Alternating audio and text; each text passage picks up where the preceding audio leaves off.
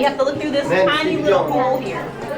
Yeah, so open house is a day where we open up the doors of the vet school for the public to come in and see, a day in the life of a vet student, see our hospital, and get to partake in some fun activities in vet bed.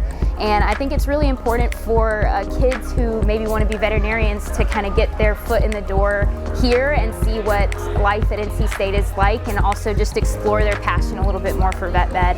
And we've got activities here for older kids as well that already know, like, yes, this is what I want to do in this life, and they can explore that. They can milk a cow, they can look at parasites under the microscope and just kind of immerse themselves in veterinary medicine for the day. Check those ears, those look good. So this is for Surgery Club, and right now we were just fixing any of the boo-boos that our friends picked up from their stuffed animals here. And we just do a quick, simple suture in there and then fix them up for them. It's gonna be good as new, right? Getting to see all the kids and how bright-eyed and bushy-tailed they are, and how excited they are to learn and see what we do on a daily basis has been really cool.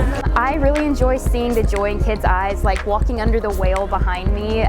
We think about, I do that every day, and I don't really think about how wonderful that is. So seeing the joy light up in their eyes. And I just see how vital it is, because a lot of kids come up asking a bunch of questions and are really intrigued and want to know a lot of stuff. So I think this is really cool. I think it's definitely a growing moment on both ends for us to be able to interact with the younger minds and make sure that we're telling them a lot of good information and how to grow, and it's helping us with our communication. It just reminds us that we're so much more than just animal doctors. We're here to teach the public about what we do and share our passion with them as well.